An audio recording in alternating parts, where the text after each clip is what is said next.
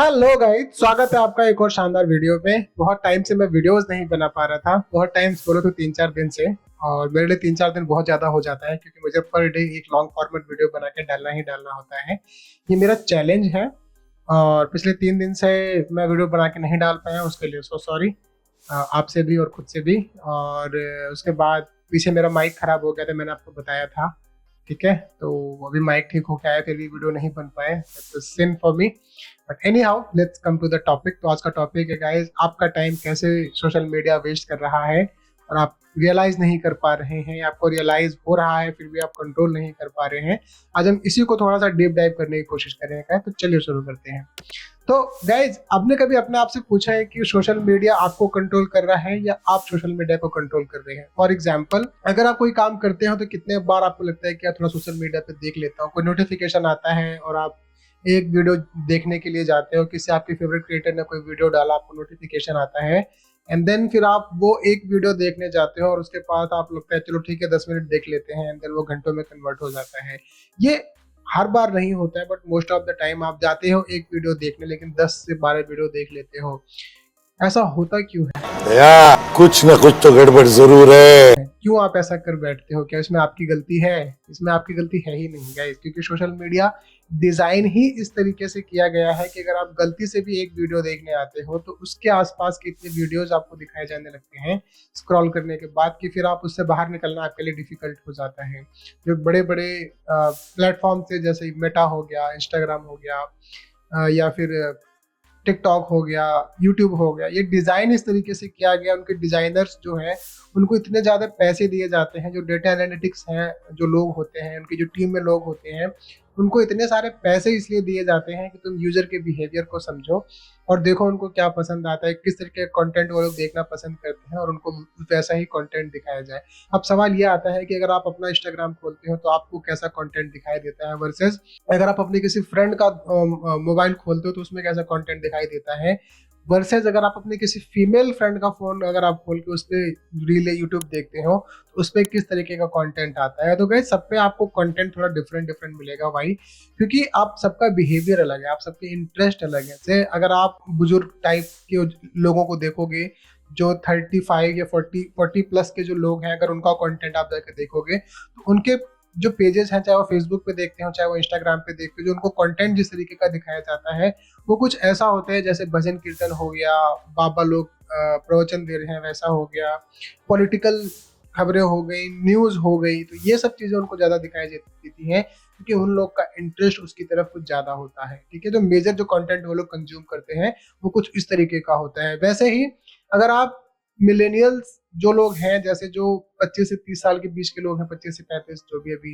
है मिलेनियल्स की एज, अगर आप उनका पेजेस देखोगे तो उनको थोड़ा करियर रिलेटेड चीजें ज्यादा चाहिए होती है, करियर में क्या करना है, और तो उस टाइप का कंटेंट वो लोग देखना ज्यादा पसंद करते हैं, तो वैसा कंटेंट उनको दिखाया जाता है। अब आता है जेनजी का अगर आप देखोगे कंटेंट तो उनको मोस्टली इन्फ्लुएंसर ड्रिवन कंटेंट दिखाया जाता है, मोस्टली पॉप कल्चर टाइप चीजें दिखाई जाती है क्योंकि उनको वो चीजें पसंद आती है। एंड देन एल्गोरिथम कुछ इस तरीके से सेट किया गया होता है कि उसमें रैंडमली आपको कुछ कंटेंट ऐसा दिखा दिया जाता है जो कि आपने इंटरेस्ट में कभी सोशल मीडिया को नहीं पता है, बट देन इट नोज कि इस तरीके का कंटेंट इस एज ग्रुप के लोग इस मतलब वो डिजाइन इस तरीके से किया जाता है जो सोशल मीडिया के पास आपका इतना डेटा है आपको पता भी नहीं होगा। तो बेसिकली मैं भी यूएक्स डिजाइनर हूँ, तो हम लोग यही सारा डेटा इकट्ठा करते हैं, समझते हैं कि किस एज ग्रुप के लोग किस लोकेलिटी में कैसा कंटेंट कंज्यूम करते हैं। ये डेटा आपको मिल जाता है, बहुत आसानी से मिल जाता है। उसके लिए थोड़े बहुत पेड टूल लगते हैं of course, but then you get that data from your analytics team. उसके बेसिस पे ये चीजें डिजाइन करी जाती हैं ताकि आप अगर एक बार घुसे तो आप घुसे रह जाए। तो गाइज, ये है थोड़ा सा ओवरव्यू कि आपका टाइम वेस्ट हो रहा है या आप टाइम वेस्ट कर रहे हो। जैसे भी हो रहा है, फायदा अल्टीमेटली इन लोगों को होता ही है। इन लोगों का मेरा कहने का मतलब, चाहे वो फेसबुक हो गया, चाहे वो टिकटॉक हो गया, चाहे वो यूट्यूब हो गया, या कोई भी अदर प्लेटफॉर्म जो आप यूज करते हो, चाहे स्नैपचैट, इन सब का फायदा अल्टीमेटली होता ही है।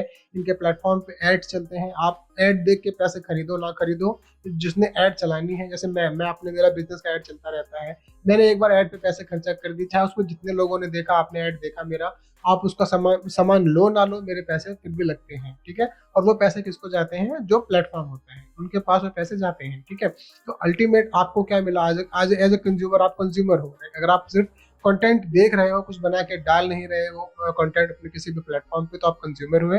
आप सिर्फ कंटेंट कंज्यूम कर रहे हो, और वेदर आप बिलीव इट, आप इस पे बिलीव करो या ना करो, आप सिर्फ और सिर्फ अपना टाइम वेस्ट कर रहे हो। अगर आप कुछ ऐसा नहीं देख रहे हो प्रोडक्टिव, जिसे देख के आपको सीख के उसको इम्प्लीमेंट कर रहे हो, ठीक है। मैं अगर अपना एग्जांपल दूं गाइस, तो मेरे को देखो ग्राफिक डिजाइन में हूँ मैं, यूएक्स डिजाइन में हूँ, मेरे को एडिटिंग बहुत पसंद है, तो मैं वैसा कंटेंट देखता हूँ। प्रॉब्लम क्या होता है, मेरे को वैसा ही कंटेंट आता है, चाहे मैं किसी भी प्लेटफॉर्म पे जाऊँ, चाहे मैं यूट्यूब पे जाऊँ, या फिर मैं अपने इंस्टाग्राम पे चला जाऊँ, तो मेरे को वैसा ही कंटेंट शो होता है।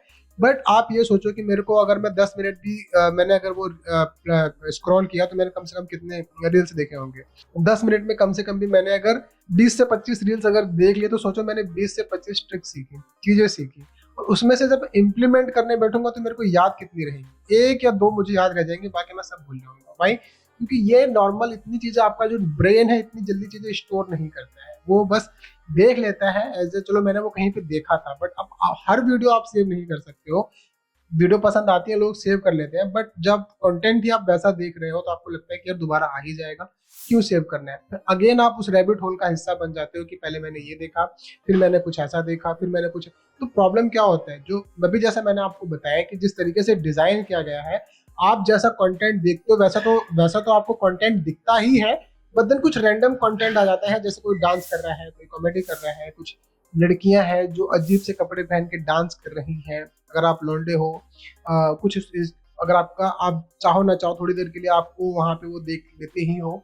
आप ना भी देखना चाहो, अगर एक बार आपने वैसा कंटेंट देख लिया, तो आपको बार बार वैसा कंटेंट दिखाया जाएगा। तो फिर आपका जो इंटरेस्ट है वो शिफ्ट होता है। ऐसे ही आपका जो सोशल मीडिया है वो आपका डिजाइन शिफ्ट, आपका जो इंटरेस्ट है वो शिफ्ट कर देता है। कभी आप किसी चीज के बारे में वीडियोस देखते हो, मुझे जो बहुत पसंद आता है कंटेंट, जैसे लोगों की हेल्प कर रहे हैं, जो प्रिविलेज लोग नहीं भी हैं, फिर भी वो कई लोगों की हेल्प करते हुए जो से वीडियोस हैं, चाहे मैं फेसबुक पे जाऊँ, चाहे मैं इंस्टाग्राम पे जाऊँ, तो मेरे को ऐसे वीडियोस दिखाई देते हैं। मुझे ऐसे वीडियोस बहुत पसंद है। मैं भी लोगों की हेल्प करता हूँ, मैं पशुओं की हेल्प करता हूँ। मेरे घर के आसपास डॉगी थे, मैंने उनकी हेल्प करी थी, और वो इंस्पायर्ड था मैं बहुत ज्यादा, क्योंकि मैंने ऐसा कंटेंट कंज्यूम किया हुआ था। तो कहने का मतलब ये है कि चलो मैं 100% ना सही, बट 10% ही सही, जो मैं कंटेंट कंज्यूम करता हूँ वो मैं उसको मैं इम्प्लीमेंटेशन करता हूँ, एंड देन मैं कंटेंट बना के पोस्ट भी करता हूँ, तो मैं प्रोड्यूसर भी हुआ। तो मैं सिर्फ कंटेंट कंज्यूम नहीं करता हूँ, मैं कंटेंट कंज्यूम करता हूँ उसको मैं अपने इस्तेमाल में लेने के लिए। तो मेरा पर्पस होता है, पर्पस ड्रिवन होता है। अगर मैं कुछ देख भी रहा हूँ, तो मैं सबसे पहले ये डिफाइन करता हूँ कि यार ये जो मैंने देखने से मेरे लिए क्या था, मेरे कुछ काम का था कि नहीं था। चाहे वो कॉमेडी ही हो, डांस भी हो, बट कॉमेडी आप कितनी देख लोगे? 2-4 वीडियोस देख लिया, चलो ठीक है, 10 वीडियोस देख लिए, ठीक है, पर देन उसके बाद मुझे लगने लगता है कि नहीं, अब ये ज्यादा हो रहा है, तो मुझे ऐसा कंटेंट नहीं देखना है। तो मैंने अपने आप को ऐसा सेटल कर रखा है। तो आपको ये रियलाइज होना बहुत जरूरी है कि यार मैं जो कंटेंट देख रहा हूँ वो मेरे काम का है या नहीं है, ठीक है। इससे बचेंगे कैसे आप, ये क्वेश्चन आ जाता है। अगर आपको ये रियलाइज हो गया है कि आप कंटेंट अगर देख रहे हो, उसका कोई इस्तेमाल नहीं है या उसका इस्तेमाल नहीं कर रहे हो, जो भी आपने सीखा है अच्छी चीज है वहां पे, क्योंकि सोशल मीडिया पे भरा पड़ा ऐसा भी कंटेंट जो किसी काम का नहीं है, गार्बेज कंटेंट है, जिसका आप इस्तेमाल नहीं करना चाहेंगे। मैं उसकी तरफ जाऊंगा नहीं बताने की ऐसा कौन सा कंटेंट है। मैं उम्मीद करता हूँ कि आप इतने समझदार हैं, मेरी ऑडियंस इतनी मेच्योर्ड है, जिसको ये समझ है, जिसको ये समझती है कि कौन सा किस तरीके का कंटेंट एकदम गार्बेज है, जो देखना भी नहीं चाहिए। पर ठीक है, अभी है तो आप उसको अवॉइड नहीं कर सकते हो, वो आप चाहे चाहो ना चाहो कहीं ना कहीं दिख जाता ही है। बट देन आपका डिसीजन होता है कि आप उसको देखना चाहते हैं, ऐसा कंटेंट आप कंज्यूम करना चाहते हैं कि नहीं, ठीक है। अब सवाल आता है कि आप इससे बचेंगे कैसे। तो गाइस देखो, आप बचने के बहुत सारे रास्ते हैं, नॉट दैट कि सिर्फ एक रास्ता है, बट देन आपको देखना पड़ेगा। बहुत सारे ऐप्स हैं जो आपको ये बताएंगे कि आपने इस टाइम पे कितना टाइम से आप अपना मोबाइल चलाए जा रहे हैं। आप उस पर टाइमर लगा सकते हैं कि आफ्टर 30 मिनट्स मेरे को एक बेल बजे, या 10 मिनट्स मेरे को एक कुछ ऐसा नोटिफिकेशन आए कि आप इतने टाइम से मोबाइल चला रहे हैं, आपको रख देना चाहिए। इसके बाद आपका मोबाइल ही आपको बता देता है कि आपने वीकली आपका स्क्रीन टाइम कितना रहा है, आपने कितने ऑन एवरेज आपने पूरे दिन में कितने घंटे आपने स्क्रीन पे बिताया है। जरूरी नहीं सिर्फ कंटेंट में, जैसे देखो मेरा जैसा काम है, जो मेरे जैसे लोग हैं उनका बहुत सारा काम मोबाइल पे होता है। हमारा स्क्रीन टाइम, मैं क्योंकि प्रोड्यूसर इन द सेंस मैं डिजाइनर हूँ, तो मेरा बहुत सारा काम मैं मोबाइल पे भी करता हूँ। जैसे एडिटिंग हो गई, कलर ग्रेडिंग हो गई, तो मेरा आईफोन की कलर ग्रेडिंग मुझे अच्छी लगती है, तो मैं वो करता हूँ। कई बार मैं वीडियो एडिटिंग भी कर रहा होता हूँ अपने मोबाइल पे, तो मैं वो सब कर रहा होता हूँ। तो उस चक्कर में जो मेरा स्क्रीन टाइम है वो बढ़ जाता है। बट देन स्क्रीन टाइम पढ़ने का मुझे बुरा नहीं लगता, या तो मेरा स्क्रीन टाइम बढ़ेगा, चाहे वो मेरा मोबाइल पे होगा या तो फिर मेरे पीसी पे होगा, अल्टीमेटली वो स्क्रीन टाइम कहीं ना कहीं होगा ही होगा। क्यों? क्योंकि मुझे ऐसे काम करने पड़ते हैं प्रोडक्टिव, मेरे को वीडियोस बनाने होते हैं, एडिटिंग करनी होती है, प्लस मेरे क्लाइंट के काम आते हैं, मुझे उनका काम करके देना होता है, तो मेरा तो रोजी रोटी यही है। तो मैं तो उसको बोलूंगा नहीं कि भाई मेरा स्क्रीन टाइम है, अच्छी चीज नहीं है ज्यादा स्क्रीन टाइम हो रहा है, मेरा तो कम से कम 8 से 10 घंटे का मेरा स्क्रीन टाइम होता है। बट देन मैं करता क्या हूँ? Am I just watching content from other people and doing nothing? No, मैं अपना काम प्रोडक्टिव, मैं उसको सोचता हूँ कैसे और इनहेंस हो जाए मेरा काम, कैसे और बेटर हो जाए, तो मैं ऐसा करने की सोचता हूँ। तो इसी तरीके से आपको अपने आप को देखना है कि यार जो मैं कंटेंट कंज्यूम कर रहा हूँ वो मुझे किस तरीके से हेल्प कर रहा है, कहीं मैं अपना टाइम वेस्ट तो नहीं कर रहा हूँ उसे देख के। अगर आप ये सोचो, रिपोर्ट्स आई होंगी, मैं आपको यहाँ पे स्निपेट लगा के दिखा दूंगा कि ऑन एन एवरेज कोई भी आदमी 2 से 3 घंटा कम से कम पूरे दिन का बिताता ही बिताता है आज की डेट में सोशल मीडिया पे, ऐसा कंटेंट, चाहे वो रील्स हो गया, चाहे वो यूट्यूब हो गया, चाहे वो कोई भी प्लेटफॉर्म हो गया। अब आप ये सोचो, ये एवरेज टाइम है, ये एवरेज है, मतलब बहुत सारे लोगों का टाइम निकाल के एक एवरेज दे दिया गया है। किसी किसी केस में 4 से 5 घंटे भी हो सकता है, किसी केस में उससे भी ज्यादा हो सकता है। आप कौन सी कैटेगरी में जाते हो? आप अपने आप को ये देखना कि यार मेरा कितना टाइम जा रहा है सिर्फ कंटेंट कंज्यूम करने में, और ये कंटेंट, ये जो मैं सोशल मीडिया को दे रहा हूँ, ये मैं टाइम इन्वेस्ट कर रहा हूँ या मैं टाइम ये वेस्ट कर रहा हूँ। इन्वेस्ट का मतलब ये होता है कि यार ये जो टाइम मैंने सोशल मीडिया को दिया है, ये टाइम से मुझे क्या फायदा हो रहा है। और अगर मैंने वेस्ट कर रहा हूँ, अगर आपका आंसर आता है कि मेरा इसको देखने से मेरा कोई फायदा नुकसान नहीं हो रहा है, तो आप सिंपली अपना टाइम वेस्ट कर रहे हैं। तो गाइस सिंपल है, आप अपना टाइम बहुत कीमती है, टाइम को बहुत वाइजली स्पेंड कीजिए। थोड़ा बहुत मनोरंजन सबको चाहिए होता है, बिल्कुल कीजिए मनोरंजन, मनोरंजन के लिए कोई मना ही नहीं है, बट हर एक चीज का एक टाइम होता है। मनोरंजन के लिए अगर आप 2 से 3 घंटे दे रहे हैं, तो वो 2 से 3 घंटे के बाद का समय आपको अपने काम पे देना चाहिए। अगर काम से जो समय बचता है वो मनोरंजन पे जाता है तो ठीक है, मनोरंजन से जो समय बचता है अगर वो काम पे जा रहा है तो वो बिल्कुल भी ठीक नहीं है। तो मेरी सलाह सबसे बड़ी तो यही रहेगी। और आप कुछ भी एक स्किल सीखिए, कुछ भी, और उसको कम से कम 30 दिन में लगाइए, समझने में कि चाहिए स्किल मेरे लिए अच्छी है कि नहीं। अगले 90 दिन उस स्किल को स्ट्रॉन्ग करने के लिए कीजिए कि यार मैं इसको और बेटर कैसे कर सकता हूँ, मैं इसमें और क्या कर सकता हूँ। आप कुछ इस तरीके से अपना टाइम डिसाइड कीजिए। टाइम मैनेजमेंट पे बहुत सारे बड़े बड़े अच्छे अच्छे लोगों ने अपने वीडियोस बना बना के डाल रखे हैं, जाके उनको एक्सप्लोर कीजिए और देखिए टाइम मैनेजमेंट क्या होता है। ट्रस्ट मी, छोटी छोटी, बहुत छोटे छोटे चेंजेस लाइफ में लाने होते हैं और वो चेंजेस इतना बड़ा इम्पैक्ट लेके आते हैं। मुझे लगता था कि यार, मैं आपकी बता दूं, मैं अगर आप रिलेट कर पाए तो मुझे भी लगता था कि यार ये क्या है, सुबह स्टार्ट समय से उठना क्या है, समय से चीजें करना क्या है, कुछ नहीं है, मतलब सब कहने की बातें हैं। रात को समय से सो जाना क्या है, सुबह 4 बजे उठना क्या है, क्यों एक्सरसाइज करूं मैं, मेरा इतनी भागदौड़ तो हो रही है, तो ये सब चीजें मैं कुछ ऐसा होता था। बट सडनली एक दिन मुझे लगा यार क्यों ना चेंज कर, क्यों ना ट्राई करके देखा जाए, यार ट्राई करने में क्या जा रहा है। मैंने बुक्स पढ़ने स्टार्ट करी और मैंने सुबह सुबह, मैं रोज 45 मिनट टू एक घंटा मैं रोज एक्सरसाइज करने लगा हूँ। मैं कभी, मतलब ये मान के चलिए कि सैटरडे संडे को तो मैं 10 बजे के पहले सो के उठता नहीं था, लेकिन अब मैं सुबह 7 बजे उठ जाता हूँ, क्योंकि मुझे चिंता होती है मुझे एक्सरसाइज करनी। एक्सरसाइज का फायदा ये हुआ है जो मेरा पेट था, मेरी फिटनेस थी, उसमें अभी 45 डेज हो गए हैं, बहुत ज्यादा दिन नहीं हुआ, लेकिन सिग्निफिकेंट इंप्रूवमेंट आया है, सिग्निफिकेंट। मतलब ये मान के चलो कि मैंने बैंगलोर में, अभी तो मैं दिल्ली में हूँ, मैं बैंगलोर में होता था, मैंने वहाँ पे पैसे खर्चे थे ऑलमोस्ट लाइक 15,000 रुपए दिए थे हमने, 3 महीने के, हम 3 दोस्त थे। एक, मतलब टोटल 45,000 रुपए गए थे उसके पास। और उस जिम का नाम था आइकॉनिक समथिंग, नाम था उस जिम का, जो हमने बैंगलोर में पैसे दिए थे। और ट्रस्ट में गए, जो 3 महीने का रिजल्ट उसने मुझे वहां पे 3 महीने का रिजल्ट ला के दिया था, वो मैंने यहाँ पे मेरे को 1.5 महीने मिल गया। कैसे मिल गया? इसलिए नहीं कि मैंने, मतलब कुछ बहुत ही, मैंने कुछ चीजें वहां की सीख रखी है। ऑफकोर्स जो एक्सरसाइजेज मैंने वहां पे सीखी थी वो काम आती है। मैं रील्स पे भी कुछ सजेशंस आते हैं कि अगर आपको फिट होना है तो आप इस तरीके की एक्सरसाइजेस कीजिए। तो मैं वो चीजें जो मैंने सीखी वो मैं इम्प्लीमेंट करता हूँ, रोज रात को मैं सीखता हूँ। सुबह मेरा काम ये रहता है, मैंने ये सोचा, मतलब ये मैंने सीखा है बहुत सारी, मतलब फेलियर्स के बाद कि यार जो भी चीज आप सीखो उसको इम्प्लीमेंट जरूर करो। अगर आपने उसको इम्प्लीमेंट नहीं किया, फिर से कोई नई चीज सीखी, क्योंकि आज की डेट में सीखने सिखाने वाले लोग बहुत है, सीखने को बहुत कुछ है, बट देन इम्प्लीमेंटेशन उतना फास्ट नहीं हो पाता। अगर वो इम्प्लीमेंटेशन नहीं हो रहा है तो 4 चीजें सीखने का कोई फायदा नहीं है। तो मेरा पॉइंट तो ये रहता है, तो मैं उतनी ही चीजें सीखने की कोशिश करता हूँ जितना मैं इम्प्लीमेंट कर पाऊँ। 50 चीजें सीखने का कोई फायदा नहीं है। मेरे रिज्यूमे में 50 डिग्री आ गई, बट देन काम तो मुझे 1 या 2 करना है एक टाइम पे, तो 50 डिग्री कोई सेंस नहीं बनता है।